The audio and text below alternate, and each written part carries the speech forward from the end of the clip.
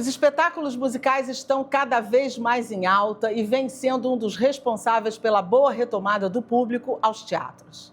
A atriz Rosana Penna integra o elenco de Beetlejuice, um desses musicais que vem lotando os teatros. Ela está aqui conosco no Alerj Revista para a gente saber mais desse universo. No estúdio conosco recebemos também o escritor Maurício Melo Júnior, que lança o livro Sete Solidões, trazendo um olhar diferenciado sobre Brasília e seus habitantes. Será que Brasília só vive de política? Vamos saber já já.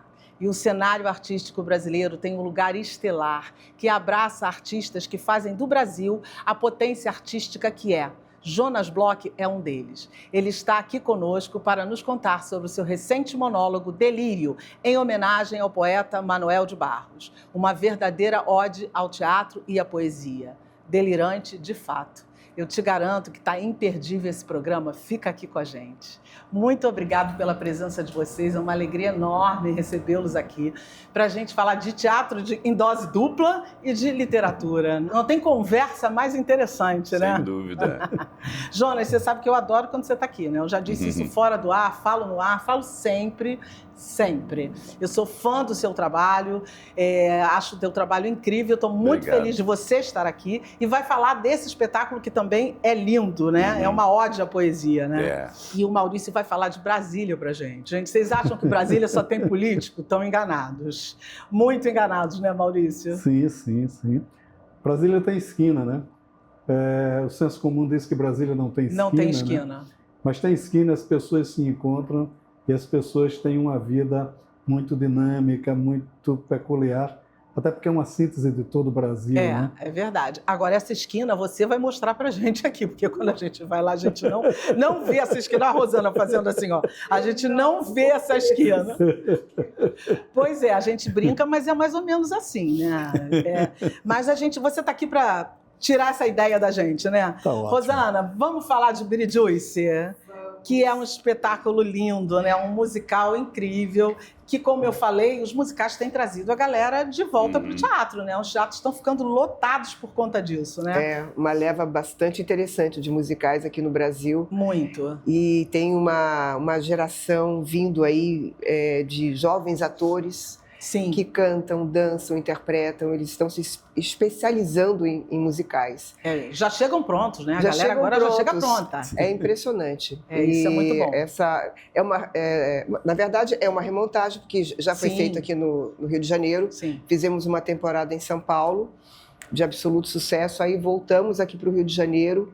Tem um outro elenco, né? Algumas pessoas realmente entraram agora.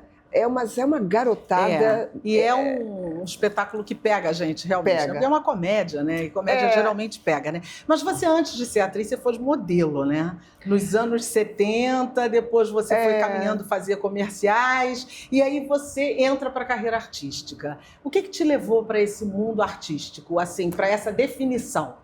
Na verdade, minha família toda era ligada às artes. Minha avó era cantora lírica. Você fez canto lírico também, Fiz. Né? Era cantora wagneriana. Então, ela era alemã, se especializou em óperas de Wagner. Minha mãe era cantora lírica, meu tio tocava em orquestra sinfônica. E eu vivi minha vida dentro do Teatro Municipal, né? Na verdade, era para eu ter ido embora do Brasil, fazer canto lírico. Mas o teatro, né, começou a falar mais alto, porque eu acompanhei minha mãe, que fez todos os musicais dos anos 60. My Fair Lady, Como Vencer na Vida Sem Fazer Força, Arco-Íris. Qual o nome da sua mãe? Antonieta Kander-Penna. Ela era uma cantora lírica. E, na época, todos os cantores do Teatro Municipal participavam dos musicais, né? E minha avó fugiu da Segunda Guerra, veio para o Brasil e ela se tornou professora de canto de todos os cantores do Teatro Municipal. Então, minha casa vivia lotada, né, de profissionais ligados ao canto lírico, atores, Paulo Padilha, Ari Fontoura, Rubens de Falco. Nossa, grande. E o Rubens de Falco me conheceu pequena, né? Depois, anos depois, claro, né, com toda essa movimentação, eu decidi seguir as artes cênicas, porque eu trabalhava em mercado de capitais, para você ter uma ideia. Eu era secretária executiva da distribuidora do Estado de São Paulo. Um mundo oposto. Eu vivia na mesa de open market, Com 17 anos, eu comecei a enlouquecer com aquilo. Falei, gente, isso aqui não tem nada a ver comigo. Mas minha família era muito rígida, família alemã, enfim. Aí eu era aquela ovelhinha negra, né? Que eu falei, gente, eu não quero fazer isso, não quero ficar em open market, isso é uma coisa de maluco. Bom, aí eu fui trabalhar no show do Hotel Nacional, Brazilian Folie, e de lá minha vida foi se transformando em um outro, né? Teve um outro movimento. E como é que você chegou na televisão? Porque você começou a fazer novelas até muito interessantes no início da tua carreira. Eu fiz e como é que você chegou lá? Pelo Walter Avancini. Eu fui fazer um teste, o Moacir Deriquem, ele trabalhava com a minha mãe, My Fair Lady, e aí fui fazer um teste com a Avancini e ele me chamou para fazer Nina, que era uma novela das 22 horas com a Regina Duarte e o Fagundes. Que foram maravilhosos comigo, né? Que era a primeira novela que eu fazia na minha vida, eu não sabia nem me colocar, né? Na frente de uma câmera. E a partir dali, eu fui sendo chamada, eu fiz a sucessora, o Erval Rossano me chamou para ser, uma personagem maravilhosa, a Lúcia de Góes, que eu tive o prazer de trabalhar com a Natália Timber, né? Que era uma aula todos os dias. Outra deusa. Era uma outra deusa diva. Também. E reencontrei, depois de muitos anos, o Rubens de Falco. Quer dizer, era meu grande companheiro, né, de cena com a Suzana Vieira. E aí fui fazendo várias novelas, Marina, Terra do Cefim, enfim, passei uns bons anos na Globo, fazendo linha de show, enfim. Mas o teatro sempre foi minha paixão. Você se identifica com a televisão também, Bastante. tanto quanto o teatro? Eu posso dizer que a minha prioridade é o teatro, né? Porque o teatro sempre me recebeu de braços abertos. Ele sempre me deu uma oportunidade de interpretar ótimas personagens, né? E aí eu tive uma situação no meio da história, quando eu estava já num momento interessante dentro da Globo, que minha filha sofreu uma tentativa de sequestro. Então eu tive que praticamente parar minha vida durante uns 2 anos. Nossa. Foi uma situação muito delicada. E aí, na retomada, as coisas já não eram mais, né? Do mesmo jeito. Do mesmo jeito. Como nada é, né? Nada é, né? A vida é dinâmica. É isso. E aí o teatro me recebeu de braços abertos, até porque o teatro, para o ator, eu acho que é fundamental. É a nossa base. Né? Pedro Jonas, há um ditado, né, que o teatro é o lugar do ator, né? É ali sem que dúvida, ele... É a pátria do ator. Não é? A base do ator. É. Você concorda com isso? É a base de tudo, Você concorda com isso? Muito, concordo totalmente. E muita gente não consegue entender de que o teatro que é a grande base do ator, que a televisão perde muito com atores que não passaram pelo teatro, né? E perdem a noção do que se trata. O teatro é até para o ator que, de alguma maneira, ele sente o público e, à medida que ele vai vivendo aquilo, ele tem um conhecimento maior de como as coisas chegam lá. E a televisão, você não tem... Quem começou na televisão só e continua lá, você não tem a noção de como você trabalha o seu texto de uma maneira que ele atinja melhor, porque ele não tem essa comunicação. E você tem menos domínio mesmo, assim, sobre o seu processo criativo quando você não conhece o teatro? Vocês acham isso? Eles têm um domínio sobre o estilo deles, mas eles não têm um domínio sobre uma comunicação mais profunda, sobre uma interpretação que vá mais íntima, vira um esquema de interpretação. Ele perde muito com isso, eu acho. Agora, tem gente que tem um talento nato que consegue superar qualquer coisa. Mas esses são os... Tem um exemplo, Glória Pires, por exemplo. Sim, mas eu ia comentar. A Glória Pires não faz teatro. Essa é especial. Mas é uma raridade, né? Impressionante. Quantos Pelés a gente conhece? Exatamente. A Glória é muito especial. Então... Não só como atriz, como ser humano também. Sim. Maravilhosa. Sim. O teatro, você tem...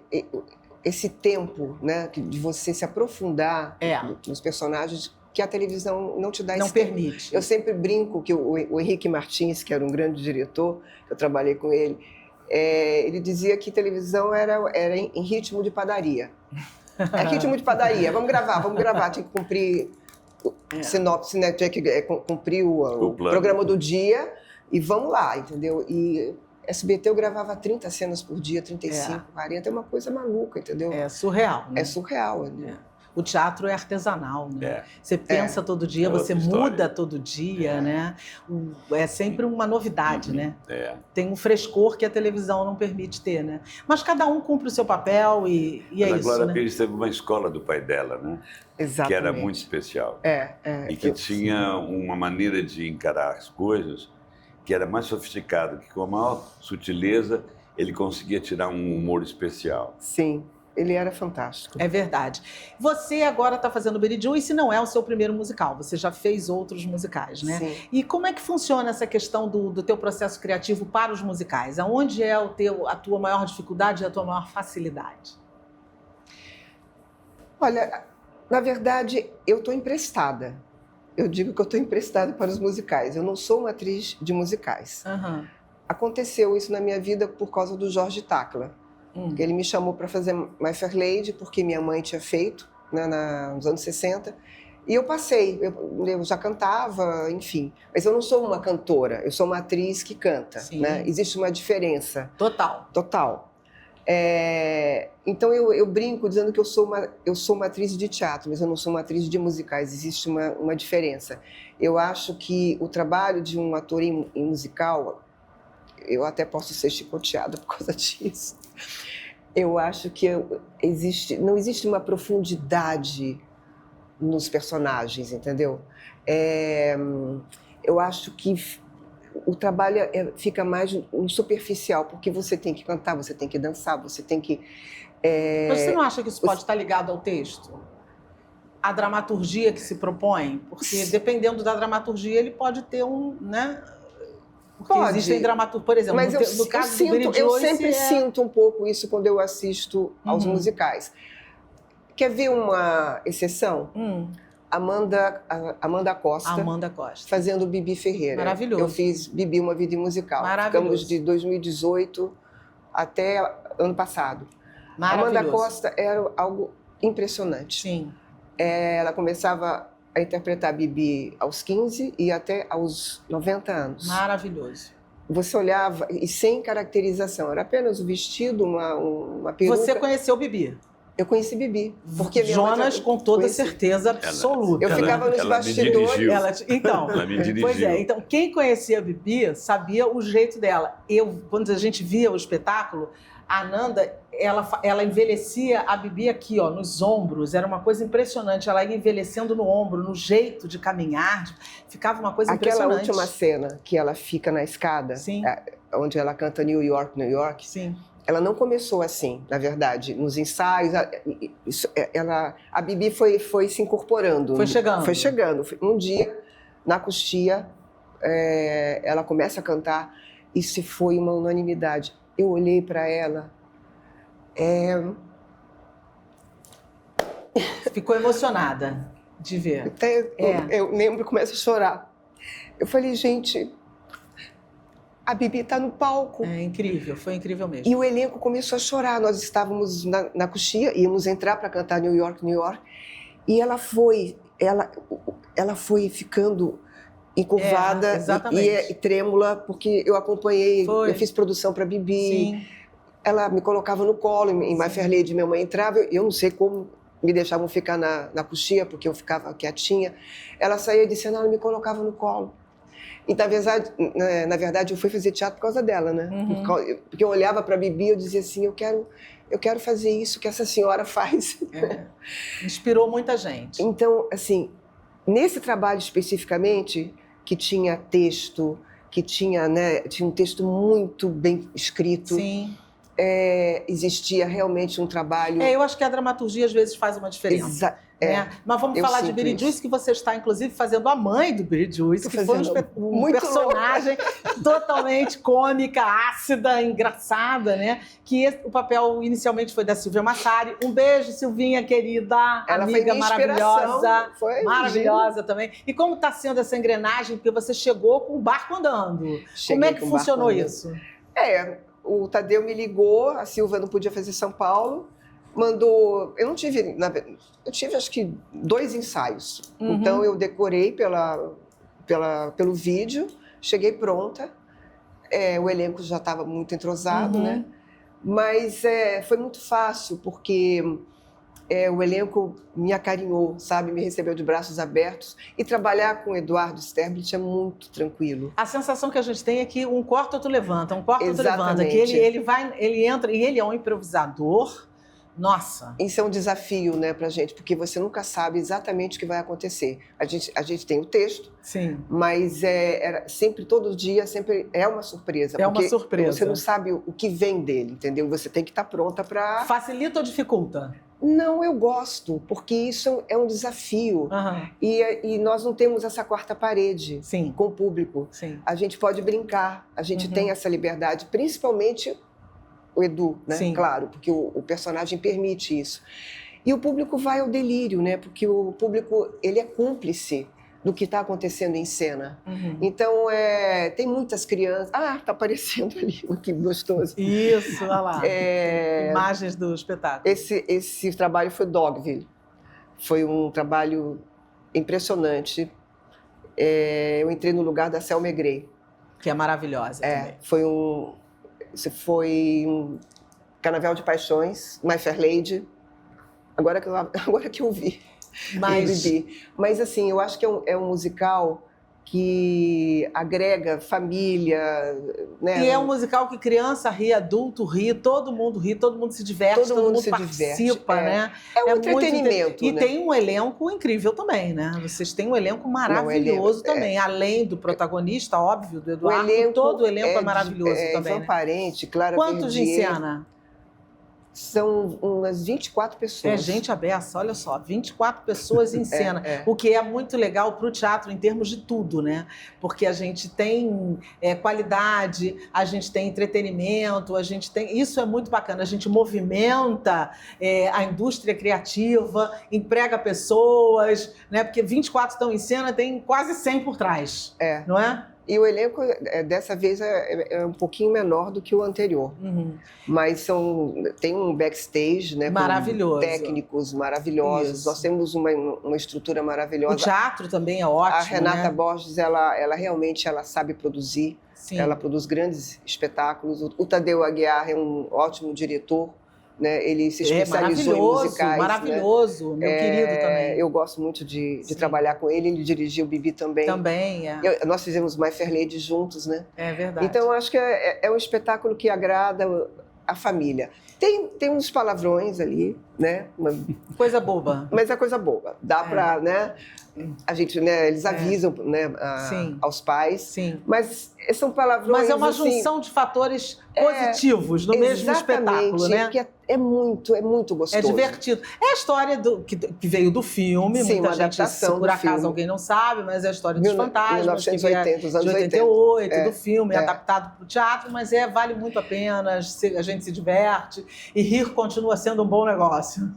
E foi incutido também dentro do texto uma brasilidade, Sim, né? Então, claro. O Eduardo tem essa liberdade. Ele faz isso muito bem, que são as piadas transportadas pra gente, né? Convida o público para te assistir, diz aonde vocês estão, que o Teatro Multiplan é maravilhoso também, e os horários, convida aí a galera para te assistir. Então, nós estamos no Teatro Multiplan até dia 21 de setembro, de quarta a domingo, com 2 sessões aos sábados e 2 aos domingos. Ou seja, dá para todo mundo assistir, porque todo tem de mundo tarde, tem de noite, é maravilhoso. Deixa o preconceito na porta, entra com a alma leve. E sai feliz da sai vida. Feliz. É um espetáculo para você se divertir. É isso. Para a gente poder esquecer das nossas mazelas, né? Um pouquinho. É isso, é por aí. Parabéns pelo trabalho. Muito obrigada. E muito sucesso ainda para vocês nessa temporada. Muito obrigada. E você continua aí com a gente, que no próximo bloco a gente vai saber o que acontece em Brasília. Você acha que só tem política? Não é bem assim.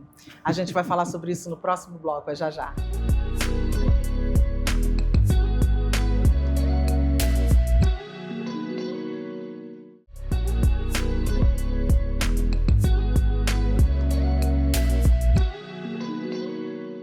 Voltando com a Lerge Revista de hoje, a gente agora vai falar sobre Brasília, suas histórias, suas realidades, com o Maurício Melo Júnior, que lançou 7 Solidões, esse livro aqui, muito interessante.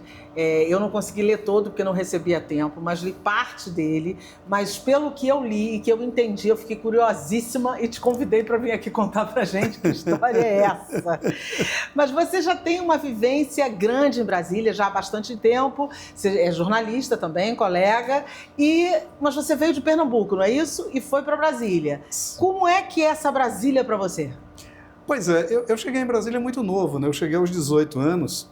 Eu brinco que papai achou que eu ia ser vagabundo minha vida toda e me arranjou um emprego em Brasília, porque eu ficava em casa lendo o tempo todo, né? E eu fui para fazer vestibular, fazer faculdade, enfim, e trabalhar em Brasília e já trabalhar junto ao poder, porque eu fui assessorar um deputado, né? Então, eu convivi muito com o poder e entendi muito que é uma peculiaridade da população real de Brasília. Você convive até com o poder, você toma chopp com o ministro, tudo bem, mas você não vai influir em absolutamente nada. Sim. Né? É aquela velha história de que o jornalista é o quarto poder. Ora, tem o dono do jornal, tem o diagramador, tem o editor. Quando o quarto poder nos chega, já não chega bem diluído. Pois é, verdade. A população de Brasília sofre muito isso, né? E a Brasília vive mesmo muito mais glamour do que na verdade é? Eu acho que Brasília vive muito mais fora do poder do que dentro do poder.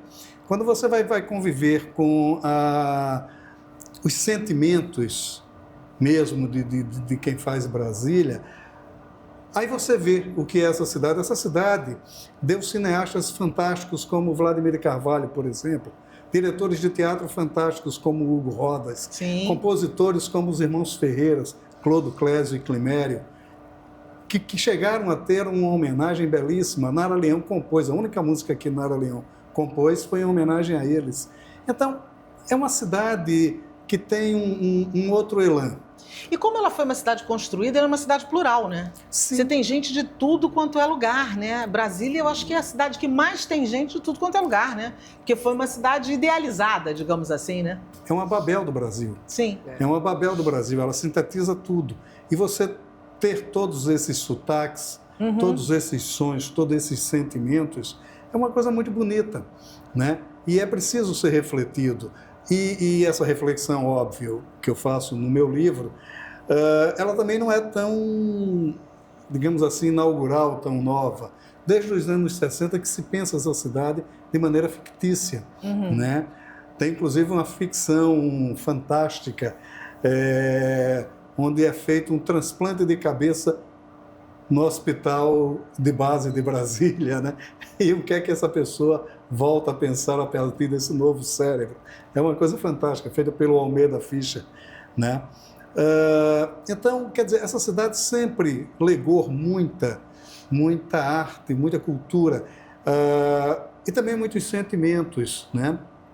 Você acha que ela cumpriu o objetivo pelo qual ela foi pensada por Juscelino, aquilo que ele idealizou, aconteceu, acontece?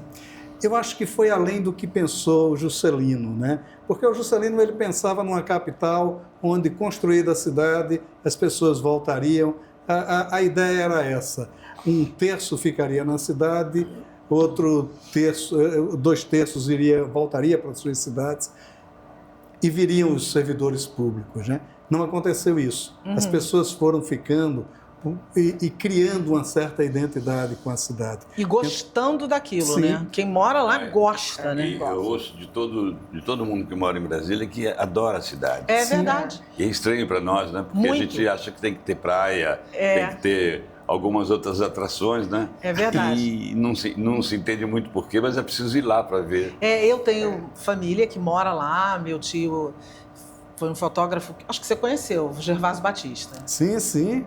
Pois é. Sim, Então, fantástico. Gervásio é meu tio e Olha. ele foi para Brasília por conta de trabalho. Lá ficou, a minha família foi, a esposa, minha tia, meus primos, e eles amam Brasília. Eu eles conheci. foram para lá e nunca mais eles quiseram voltar para o Rio de Janeiro. Tamanho amor que Eu tenho ficaram. duas histórias do Brasil, vou contar rapidinho. Sim, porque logo. Por favor.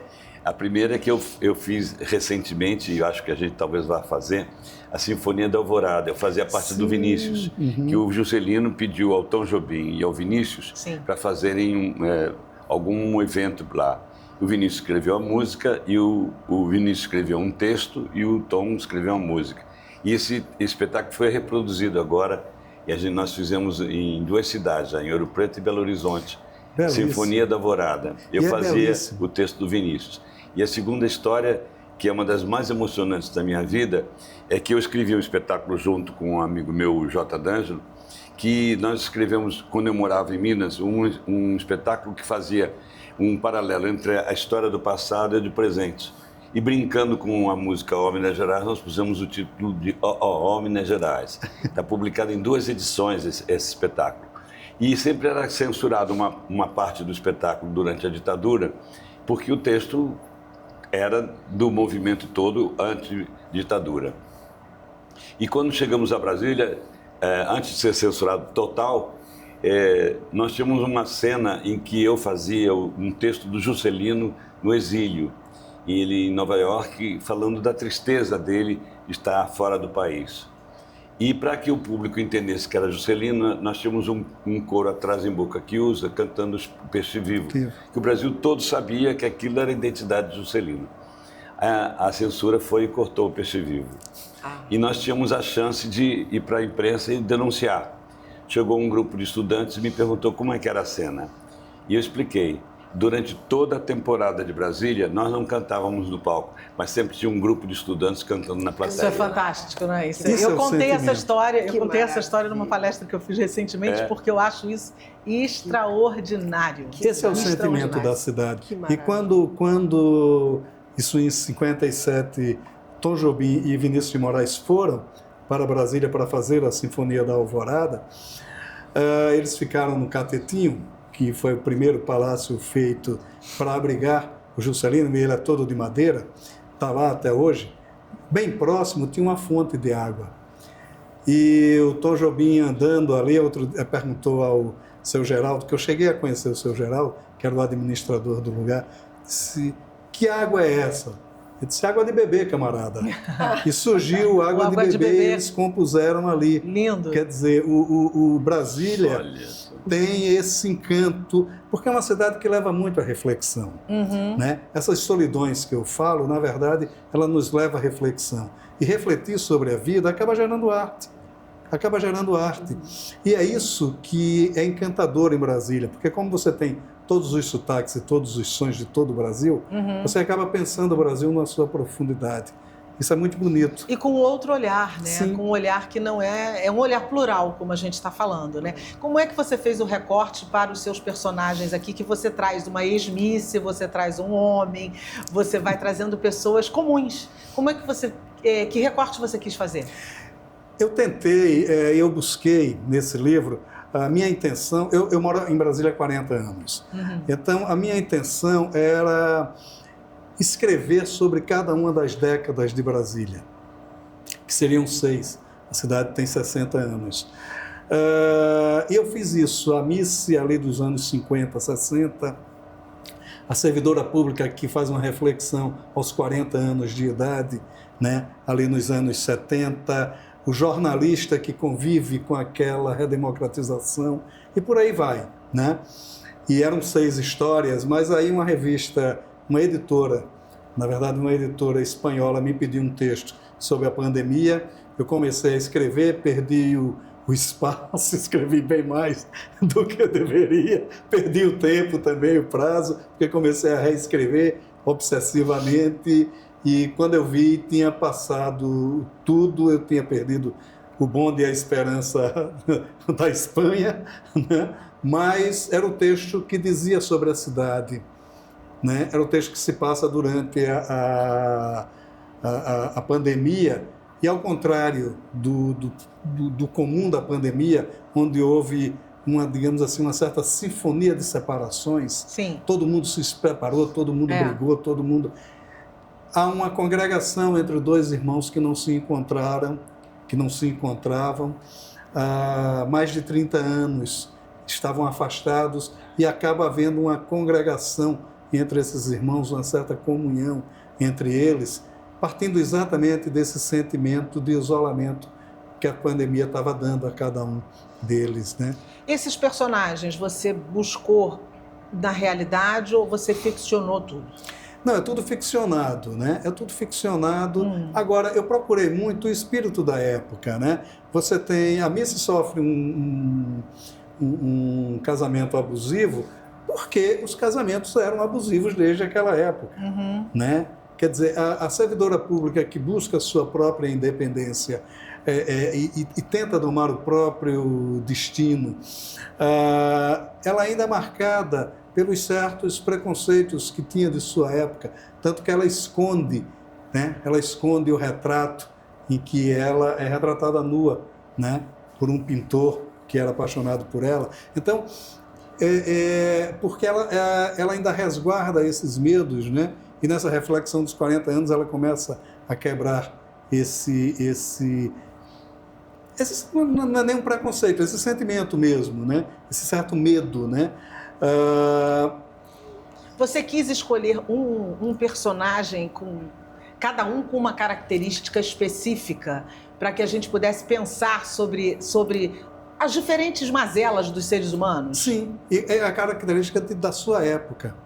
Por exemplo, o texto sobre o ano 2000, ele fala da população da periferia, que é quando essa população começa a ter uma visibilidade maior, mas durante todo o texto fica claro o quanto essas pessoas ajudaram a construir toda essa cidade, todo esse microcosmo que é Brasília, né? Então... E elas têm alguma coisa em comum? Tem o sentimento, né? Tem o sentimento, a paixão pela cidade, né? E como a cidade as transformou, né? Porque, de certa forma, a cidade que eu falo aí é uma cidade como um organismo vivo, né? Que vai moldando as pessoas a seu modo, vai de certa forma, criando o caráter de cada um dos seus moradores. E essas solidões? Que solidões você quis abordar? Por que a solidão? Porque Brasília, você tem uma peculiaridade curiosíssima. Você conhece o seu vizinho se você quiser, né? Você pode se dar ao direito da solidão, pode se dar ao direito do isolamento, mas não como uma coisa ruim, como algo que pode lhe levar à reflexão, pode lhe levar ao pensamento, pode lhe levar ao estudo, pode lhe levar à arte, né? A própria a capacidade de você recriar um mundo a partir daquilo que você está vivendo, né? Eu comecei a escrever literatura em Brasília, né? Claro, naturalmente. Hoje eu tenho cerca de 30 livros publicados e todos surgidos dessa reflexão feita a partir de Brasília. E o que te inquieta como escritor? Olha, me inquieta uma coisa que foi dito pelo Ferreira Goulart. Uma vez eu entrevistei o Ferreira Goulart, eu tenho um programa de televisão na TV Senado há 24 anos. Sobre literatura, programa de né? literatura, Sim. Leituras. E uma vez entrevistando o Ferreira Goulart, ele me disse uma coisa. Ferreira Goulart foi o primeiro secretário de Cultura de Brasília, né? Pouca gente sabe disso. E ele me disse uma coisa curiosíssima. Ele disse, em Brasília eu aprendi a ser brasileiro. Eu escrevo para aprender a ser brasileiro de qualquer forma, né? Eu atualmente estou escrevendo um livro, um novo romance. Eu vim ao Rio também para colher sons para esse texto, que o personagem é Dom Pedro, não é nem Dom Pedro II, é uma estátua de Dom Pedro II. Então, para entender, né, como esse país chegou a ser o que é. Isso é uma coisa que eu reflito, como leitor do Gilberto Freire, como leitor do Sérgio Buarque de Holanda, como leitor do Caio Prado Júnior, enfim. E onde você acha que Brasília se destoa do imaginário para o real? Ela se destoa por conta de uma certa visão distorcida que se tem da cidade, onde se enxerga basicamente a Praça dos Três Poderes, a Esplanada dos Ministérios. E ela está muito além disso, mas muito além mesmo, né? O pensamento, quando Brasília foi pensada a partir do ideário do Lúcio Costa, ele pensou uma cidade que, além da monumentalidade, tivesse uma escala humana. E essa escala humana se fez em Brasília. Se você tem coisas fantásticas, se você pegar, por exemplo, o primeiro conto, o conto que abre o volume Primeiras Histórias de Guimarães Rosa, se passa em Brasília. E o conto fala de um menino encantado por um peru. e ele encantado com aquela cidade que está se construindo, aquela monumentalidade, mas toda a preocupação dele enquanto criança é aquela vivência, é aquela coisa lúdica, ele vê uma cobra passando pela estrada e ele começa a se encantar por essas coisas, essas delicadezas do cotidiano. Então Brasília continua mantendo essa delicadeza do cotidiano e que de certa forma é ignorada. Você disse inclusive que os seus personagens não dominam o poder, são dominados por ele. Né? Essa é uma frase que você usou. O que você quis dizer com serem dominados por ele? Não, porque ele está em volta do poder e ele, de certa forma, tem que atender a esse poder. Embora ele não tenha o poder. Mas aí tem uma coisa interessante. Ele convive com isso no horário comercial. Né? A partir dali, ele vai para as esquinas. Ele vai encontrar os amigos. As esquinas podem ser os bares, pode ser os teatros, né? A Brasília tem uma vida artística muito efervescente, é um negócio impressionante. Eu mesmo, às vezes, fico me escondendo, porque tem tanta coisa para ser feita que, às vezes, aí não daria tempo de ler, né? De escrever. Né? Eu tenho uma biblioteca considerável lá em casa. O melhor de Brasília é o quê? O melhor de Brasília é as pessoas de Brasília, é a gente que faz Brasília.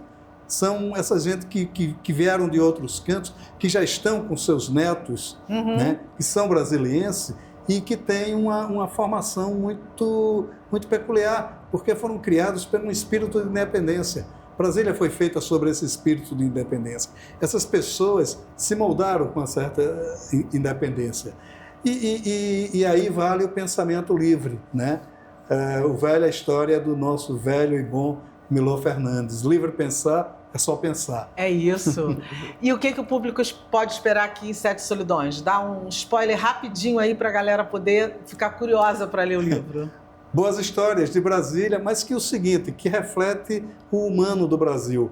Né? Essas pessoas, elas são uma síntese de todo o Brasil, embora vivam em Brasília, e eu, de certa forma, estou prestando minha homenagem à cidade. É isso, que vale muito a pena, né? Porque é essa história que a gente está falando. A gente tem uma Brasília idealizada. E é legal a gente ver uma Brasília humanizada, né? Diferente daquilo que a gente tanto idealiza e ouve falar. Porque muitas vezes você fica mais no ouve falar do que da realidade. Parabéns pelo seu trabalho. Obrigado. A gente volta já já com mais Alerj Revista por aqui. E no próximo bloco a gente vai conversar com ele, Jonas Bloch, e é óbvio que você não vai sair daí, né?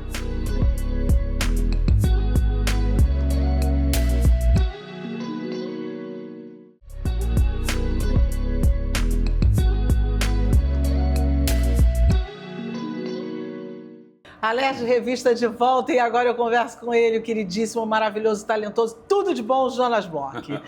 Jonas, você sabe como é bom ter você aqui e a gente vai falar de delírio. Gente, delírio é delirante.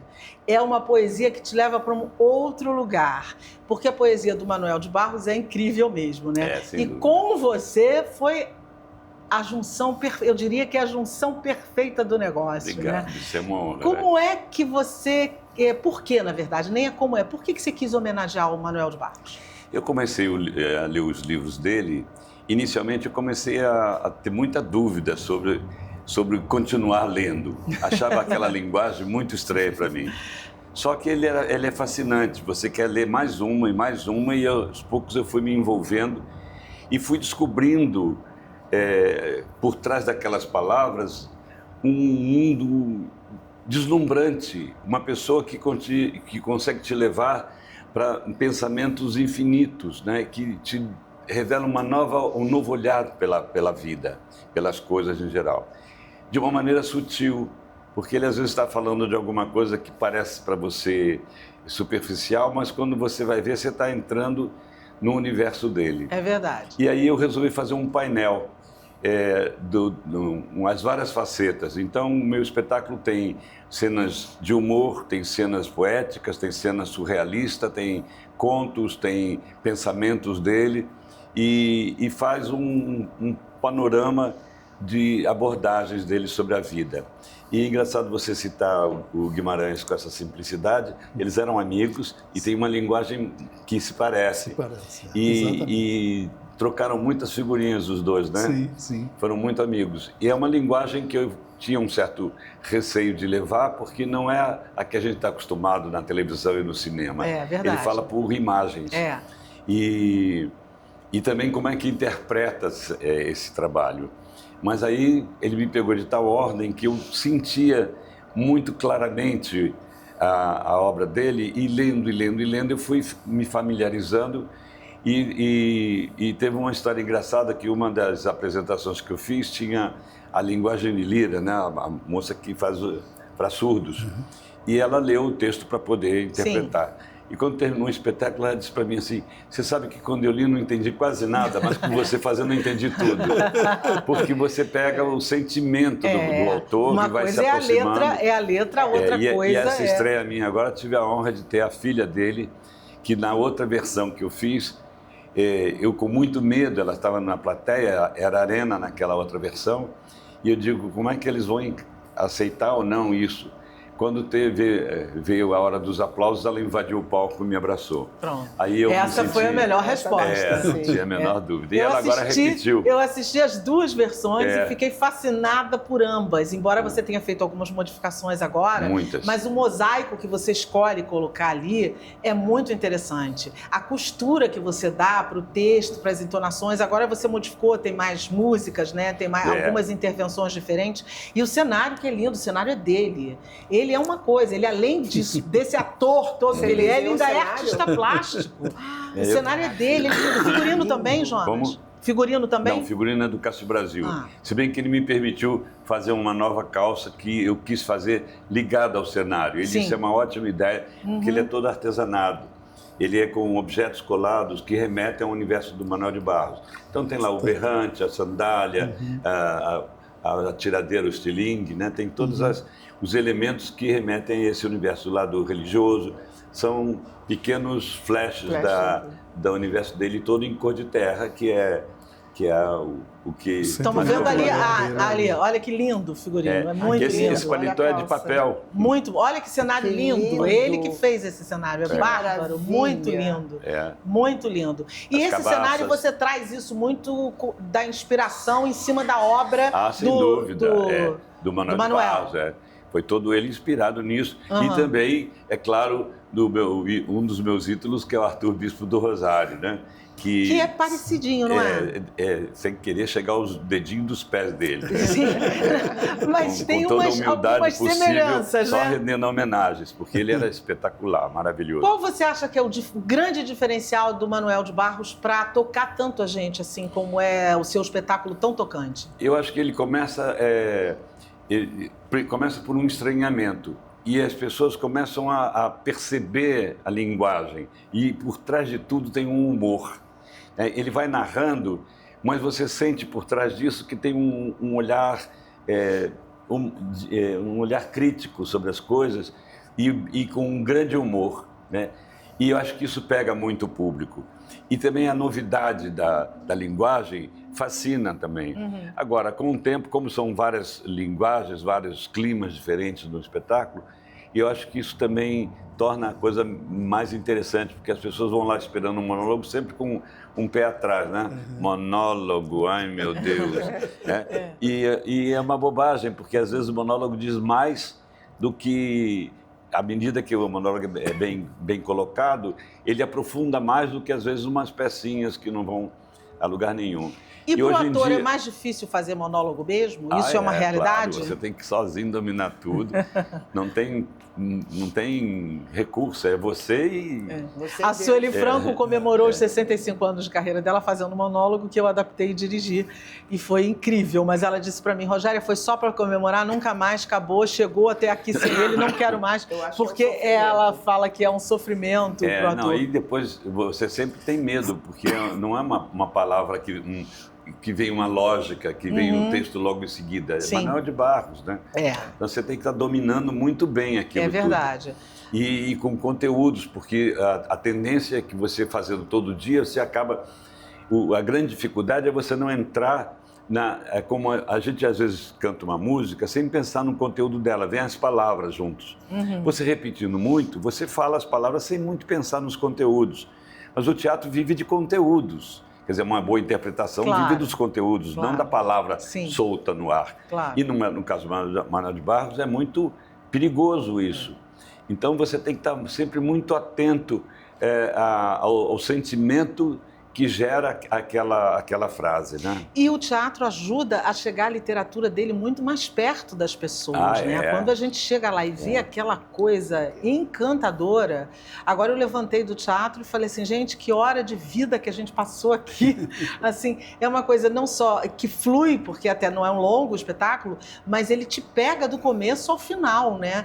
Eu acho que você pensou, articulou muito os textos que você queria colocar e a embocadura que você queria dar para aquilo, né? Você pensou nisso, né? Pensei, claro, né? É um espetáculo que me encanta por dentro, me dá muita alegria de poder exercer isso, né? E eu tenho brincado muito, às vezes, com as pessoas, quando eu vejo uma pessoa muito viciada no celular, eu digo, olha, a primeira diferença é que é em terceira dimensão. Você já sai desse papo. A segunda diferença é que tem gente dizendo alguma coisa para você que pode modificar a sua vida, abrir a sua cabeça, mudar o seu olhar sobre as coisas, e não uma pessoa se exibindo, fazendo gracinha para você, ou a fake news que te leva para o inferno, né, da má notícia. E principalmente que você está num ritual, numa celebração com um monte de gente, com muito calor humano em volta. Sim. Calor humano da plateia e calor humano que vem do palco. Então não existe nada mais enriquecedor do que você largar seu celular por um tempinho e viver essa experiência na sua vida, né? Sobretudo porque o teatro é efêmero, né? Ele toca você em lugares extraordinários, né? Qual a poesia, se é que tem uma, que mais te toca do Manuel de Barros? Tem muitas. É difícil você dizer. Você sabe um verso do Manuel de Barros que me toca profundamente, pela simplicidade e pela profundidade. Sim. Tem um verso dele que eu acho muito bonito, que ele diz assim: o meu avô ampliava solidões. Acho isso tão forte. Tem um texto dele sobre o avô, que é um texto realista, que é interessantíssimo. Tem um texto que eu digo, e que é um texto, num caso mais político, né, da Maria Pelego Preto, e que no final eu acrescentei uma frase dele, em que ele diz: quando os meus olhos estão sujos de civilização, eu não posso falar muito que eu já me emociono. Quando meus olhos estão sujos de civilização, cresce por dentro deles um desejo de árvores e aves. É lindo isso, é maravilhoso, realmente. É emocionante mesmo. Toca muito. É maravilhoso. Toca O profundamente. espetáculo é realmente. Eu acho que você ficou muito feliz com a ideia de trazer o Manuel de Barros, que eu acho que ele foi um poeta muito importante, teve um significado enorme, mas talvez não tenha tido o reconhecimento que ele deveria ao longo da sua carreira. Você concorda com isso? Não, ele ganhou 2 prêmios Jabutis. Sim. Foi considerado por Drummond o maior poeta do Brasil. Sim, mas eu estou te falando. Traduzido pelo mundo inteiro. Mas você acha que isso chegou na ponta? É isso que eu quero dizer. Não sei. Isso Pois eu não sei. Eu acho que foi menos do que deveria ser. Isso sem dúvida. Não é? Mas eu acho que ele não tinha muito. Tem toda uma geração tem que uma não hora sabe que, quem é Manuel de Barros. Por isso que eu digo, não chegou na Não ponta. sabe. Eu acho que esse Mas trabalho que você ele faz é muito gostava desse importante. isolamento, ele Você gostava dessa... Você falou alguma coisa que me lembrou também uma hora que ele fala: para mim o importante não é quem procura o ouro, mas sim quem procura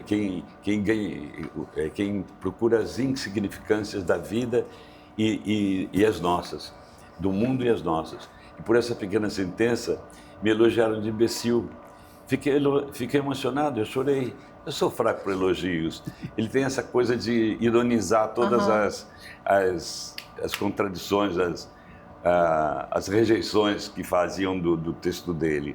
Sim. Mas as pessoas vão entrando pouco a pouco nesse universo e começam a ficar fascinadas. Sim, é fascinante, mas é fascinante realmente. Né? É sim, é fascinante. Jonas, são mais de 60 anos de carreira, né? Dedicados à arte, ao teatro, ao ofício. Aonde o teatro mais te representa? O teatro me representa... esse encontro que eu acabei de falar, né? Nesse ritual que se estabelece com uma plateia em comunicação total com você. esse momento do teatro é um momento sagrado para mim.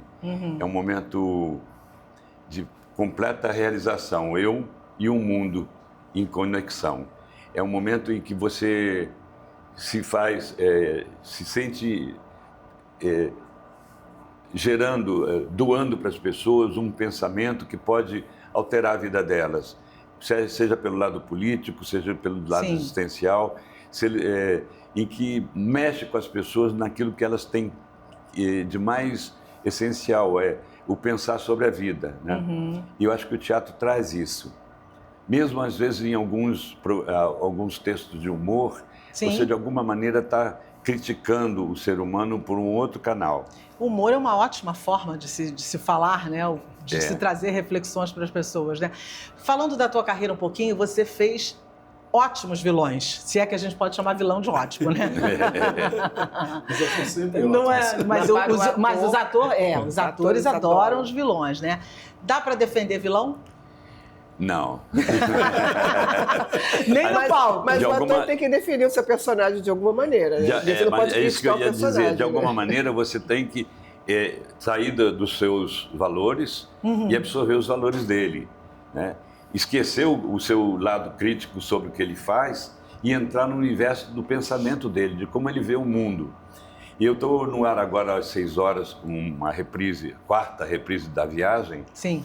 que eu faço um vilão em que as pessoas, é muito engraçado que as pessoas vêm, me elogiam muito, fazem toda uma festa e dizem assim, mas eu fico com muita raiva de você quando eu vejo a Mas cena isso, dele. você trabalha para isso. É. Você trabalha para ouvir Mas essa esse frase, vilão eu né? consegui, eu joguei uma cartada e que deu certo. Eu saí do vilão tradicional, que as pessoas fazem com olhares ameaçadores, olhos soturnas e planos...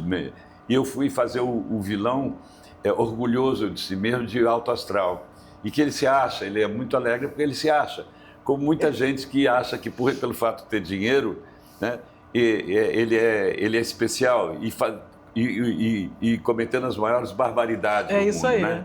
Então ele tem um orgulho do que ele faz. Ele se acha, como os grandes bandidos Sim. se acham, né? Sim, com certeza. Porque eles se acham com um poder, né? Que poder coisa nenhuma. Ele tem um poder, quem tem poder é o revólver, não é ele. Exatamente, Né? exatamente. E de repente, ele como ser humano não tem Vale nenhum quase nada, valor, né? não vale quase nada. nada, né? E tem muita gente assim, né? É. Esses que fazem os feminicídios Sim, todos com certeza. são bem dessa ordem, Esse perfil. desse perfil. Desse perfil, né?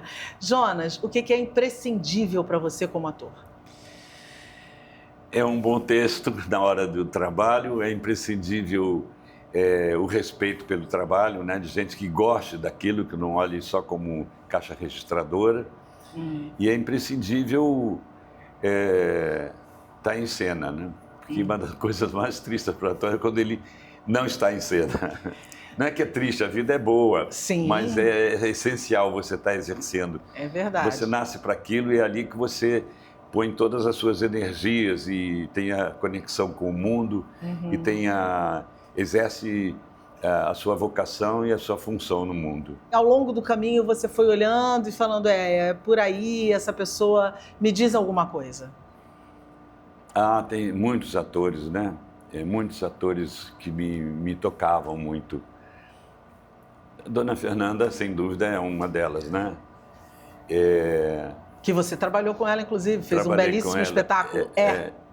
Foi, de Milor Fernandes. Foi muito surpreendente, Maravilhoso. porque eu saí do Rio, fui para Minas, de Minas para São Paulo. Quando eu voltei para o Rio, o primeiro convite que eu tive foi a Dona Fernanda. Eu digo, como assim? Mas é que quando eu estava em Minas, a gente fazia muitas produções, muitos espetáculos, e os atores que iam para lá fazer temporada, a gente convidava a fazer um jantar e tratava bem, emprestava objetos que precisava e convidava para os espetáculos. E Dona Fernanda viu um show que eu fiz, e quando eu cheguei no Rio, que ela soube que eu estava lá, ela me chamou para fazer par com a Renata Sorrah, que na época estava no auge, né? Aí, como diria Dudu Nobre, ô sorte, né? Põe sorte nisso. E o sucesso foi tão grande que logo em seguida a Globo me chamou para uma novela e eu fui fazer um filme que era o Caso Cláudia, Sim. que eu fazia o filho do fazia o Michel Frank. E além dela? Adolfo Celli. Olha só o patamar, a régua do Jonas é lá em cima, né? Então, como brinca meu filho, não podia dar ruim. Olha a régua dele de onde veio. Jonas, rapidinho, o futuro do teatro, como é que você vê diante do mundo contemporâneo, com tantas coisas que estão absorvendo o ser humano? Eu acho que o teatro está dando uma resposta, primeiro, a isso que eu falei, né? Da solidão do celular, dessa coisa fechada nos aparelhos, na televisão, e essa necessidade do ser humano se encontrar depois da pandemia. Então, isso aumentou muito. Sim. Porque a solidão te mostra como é necessário o contato humano. E o nosso teatro cresceu muito, né? Nós geramos um monte de atores, e o cinema e a televisão brasileira também desenvolveram muito e com uma grande qualidade, que a gente mostra o nosso povo, a gente cria, é a nossa identidade que está ali. E cada vez mais nós nos reconhecemos. E cada vez mais nós estamos conquistando prêmios, tanto da televisão como do cinema, prêmios internacionais. Nós estamos começando a sair daquele sentimento que o nosso Rodrigues falava, aquele sentimento de vira-latas. Nós não somos um segundo paizinho. Nós não somos um paísinho dependente. Então, na verdade, você vê com ótimos olhos. Nós somos um super país maravilhoso. Então, você vê com ótimos olhos, e com nosso toda povo certeza. É um povo lindo. Eu também acho. Eu posso te pedir uma coisa? Pode. Fala aquele versinho do delírio que você fala e depois convida o público para te assistir no teatro. Aquela partezinha do delírio que você fala no final, que é maravilhoso. O título saiu de um texto que ele diz assim: no descomeço era o verbo. Só depois é que veio o delírio do verbo. O delírio do verbo estava no começo, onde a criança diz: eu escuto a cor dos passarinhos. A criança não sabe que o verbo escutar não funciona para a cor, mas para o som. Então, quando a criança muda a função de um verbo, ele delira. Em poesia, que é voz de poetas, que é voz de fazer nascimentos, o verbo tem que pegar delírio. Olha, gente, que coisa linda. Eu acho isso É daí que surge o nome do delírio. Muito lindo, dito por você, maravilhosamente lindo. Convida o pessoal para te assistir, por favor. Bom, estamos no Teatro Vanucci, no Shopping da Gávea, dia 13 e 14, sábado às 8 horas da noite, domingo às 7h30. Se perder, vai ficar sem. Vai se arrepender amargamente. Se eu fosse você, ia correndo. E agora a gente embala aqui no nosso momento literário. A gente vai saber o que os nossos convidados estão lendo e a dica que eu vou deixar essa semana. Jonas, o que você está lendo? Eu estou querendo suprir uma falha terrível na minha vida. Acabei de colocar na mesa de cabeceira para começar a ler As Memórias de Brás Cubas, que eu não tinha lido. Olha, interessante. Maurício. Do Bom Machado. Mas eu estou lendo atualmente um material muito profundo sobre o Dom Pedro II, desculpa. E eu estou lendo o Imperador Cidadão, que é um livro fantástico, que fala da construção quase que psicológica mesmo desse personagem fascinante. Rosana. A Montanha Mágica, do Thomas Mann.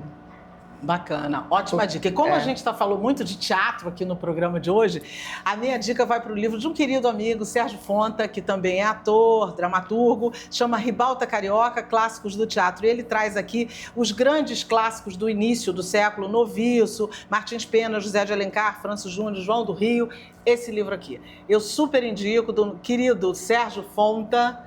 É isso, olha, Ribalta Carioca, eu acho que combinou muito com o nosso programa aqui de hoje, que falamos muito de teatro, né? Porque temos dois grandes atores aqui no nosso Alerj Revista. E agora eu quero saber de vocês qual é a dica cultural que vocês deixam pra gente. Fala, Rosana, do momento. Beetlejuice, por favor. Isso, Beetlejuice. Venham assistir. Sua boa. Os Sete Solidões, né? Leiam Os Sete Solidões. Isso já está no pacote. Qualquer livro de literatura brasileira, porque, indiscutivelmente, nós temos uma das mais ricas, se não a mais rica, literatura mundial. Jonas. Festival de teatro que vai acontecer no Teatro Riachuelo. Isso. E que é a preços populares e que só tem espetáculos de primeira qualidade. Não percam. É isso, é só se ligar depois nas redes sociais que vai ficar sabendo. Sobre isso. É muito boa dica. Maravilhoso. Sua isso. palavra de ordem, Rosana. Justiça social. Muito bom. Maurício. Esperança, sempre fundamental ter esperança, porque é nessa crença que a gente se apega para construir um mundo melhor. Jonas. Democracia. Ótima, excelente. E com essas palavras de ordem, a gente vai ter que encerrar o programa de hoje com esperança de que vocês voltem outras vezes aqui para o Alerj Revista. Foi um prazer enorme receber vocês aqui. Obrigada. Prazer foi Muito obrigada, muito obrigada. Não percam Beetlejuice, não percam Delírio e não deixem de ler Sete Solidões, para a gente descobrir o que tem em Brasília de uma forma melhor. E a você que está aí com a gente, muito obrigada pela sua audiência. Esse foi o Alerj Revista de hoje. Eu espero que você tenha curtido o nosso encontro. Obrigada sempre pela sua audiência, que faz toda a diferença. Se você quiser rever o nosso programa, acessa o nosso YouTube. Até o próximo programa. TV Alerj, o canal do povo.